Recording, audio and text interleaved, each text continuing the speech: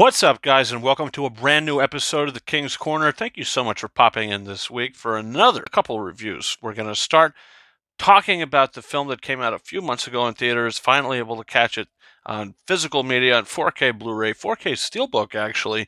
We're talking about Gran Turismo first. And first of all, I will just say the Steelbook is very nice. I mean, this is a really, really beautiful looking Steelbook, which, if I'm talking about the 4K quality, this is not a 4K review, but I'll just say it looks and sounds, fantastic. Usually Sony releases do. And this is based off a true story of a guy that rallied up a bunch of Gran Turismo players, the best in the world, and they had to do a contest. And whoever won that contest would have a chance to compete in real racing. And that concept is very interesting. And I said, going into this, okay, I'm very excited about it. I was supposed to see this movie when it came out, but one thing led to another. We ended up seeing something else, so was finally able to see this. And from the trailers, everything you hear about it, um, people really hyped this movie up. And after seeing it, I will say that this is a good film. I don't think this is a great film, but I do certainly think this is a good film. And there's two standouts to me. The two best things about this movie. A, David Harbour is excellent in the film. His performance is fantastic. He's a great sort of mentor, and I love him in anything, and he's just such a great presence, and he was great in this.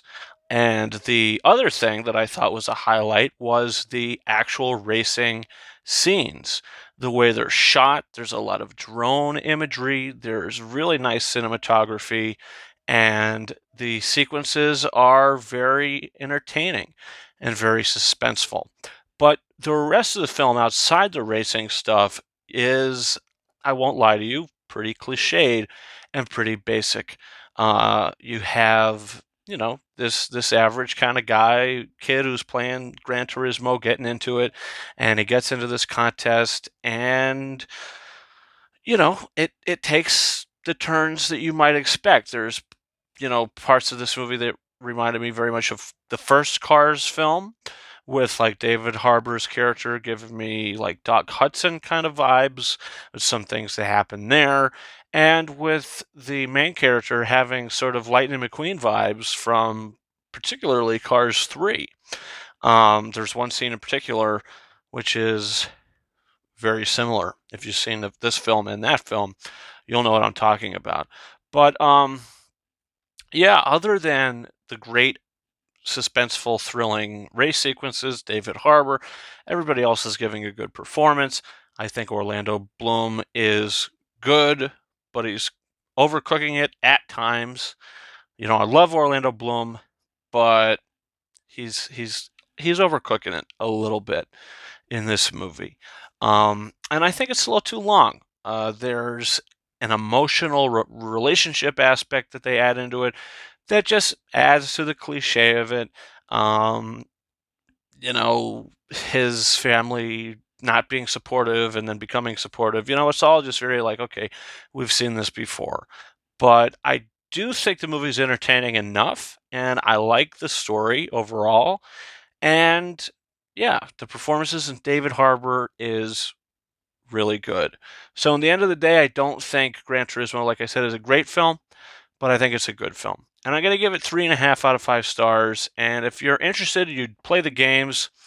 I think you will get something out of this because there's some scenes that take you right into the video game that I did appreciate. There's not many of those scenes. They happen more in the first half of the film when he's playing the game and we kind of get the simulation of it, but it's there and I think you'll appreciate it. So that's my thoughts on Gran Turismo. Let's talk about Dumb Money. This is a movie that came out maybe a month or two ago in theaters. Wasn't able to catch it theatrically like half of these films, and now we're watching it. Came out on digital, and we checked it out. And this is the story of a bunch of people that kind of put money into the stocks of GameStop, and you know how that sort of skyrocketed, and how the rich people had to sort of combat that.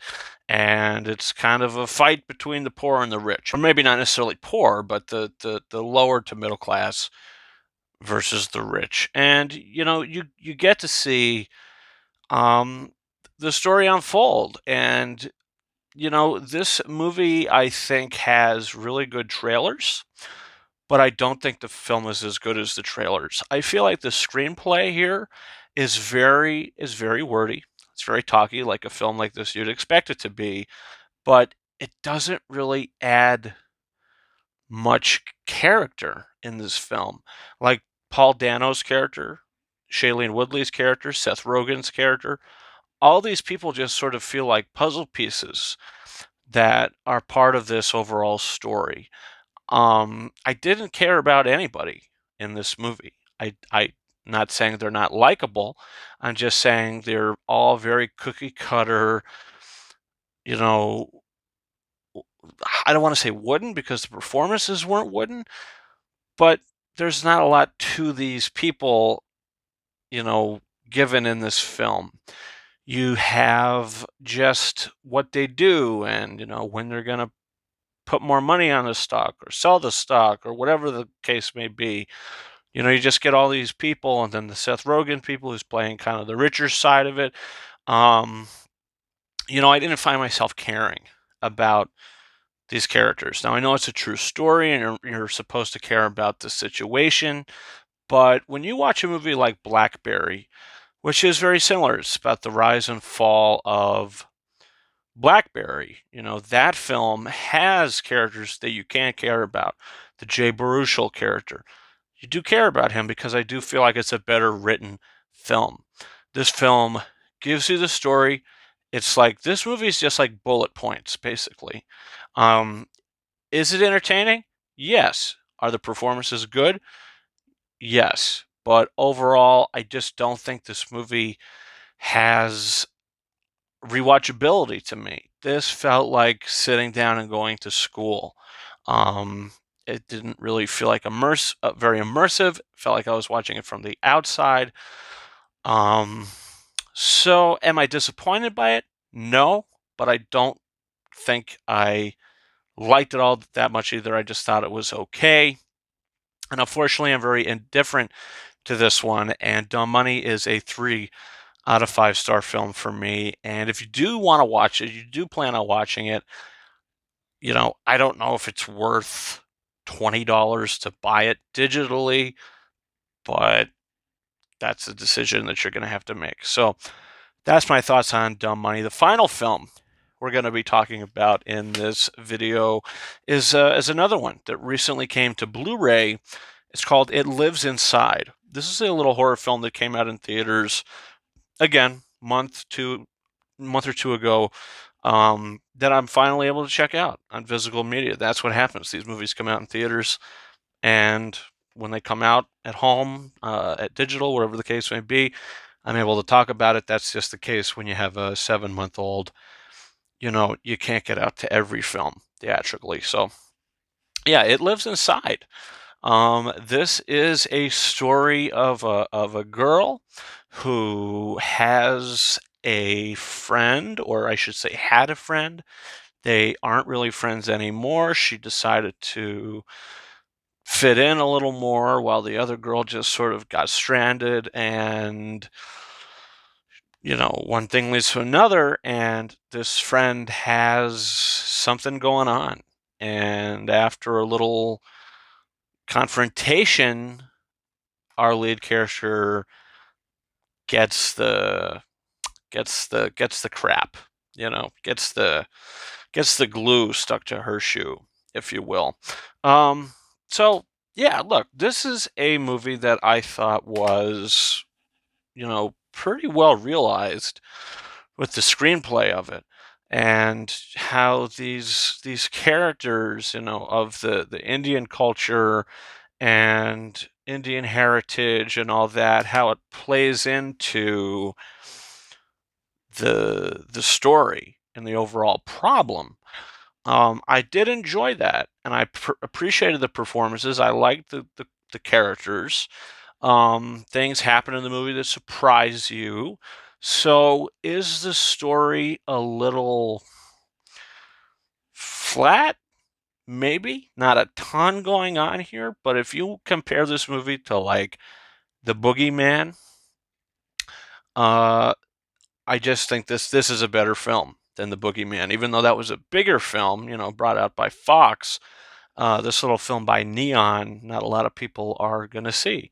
Now, look, is this a great movie? No, I don't think so. I think by the third act, it sort of starts to, I wouldn't say fall apart, but the quality of it starts to dip a little bit. There's some creature effects in the film that don't work. There's some CGI that is involved with that stuff that doesn't work. Didn't really care for it. Um, so yeah, look, in the end of the day, It Lives Inside is effective. I will say it's effective. And is it going to be something that you want to put on again? Maybe not, but it has its moments. It has the creepy factor to it. And I think it's one of the middle to better horror films of the year. I'd have to see a list, but it was just okay. It was just okay. So again, same thing, kind of what I said about Dumb Money. I was basically indifferent to it. This, kind of indifferent to it as well. If I never see it again, I'll be okay with that. But if I see it again, I'm not going to turn it off. It's kind of going to be like background noise, kind of pretty much. So It Lives Inside, a 3 out of 5 star film. Yeah, that's where we're at, guys. Thank you so much for watching this video. Did you see any of these films? What did you think about them? Do you plan on seeing them? Comment down below. Also, don't forget to hit that subscribe button. We got future videos, future King's Corner review episodes coming out where we talk about the Marvels. I know that comes out today. Obviously, not going to be able to see it today, but we're thinking about checking that out next week. We're going to try to. So that's where we're at with that.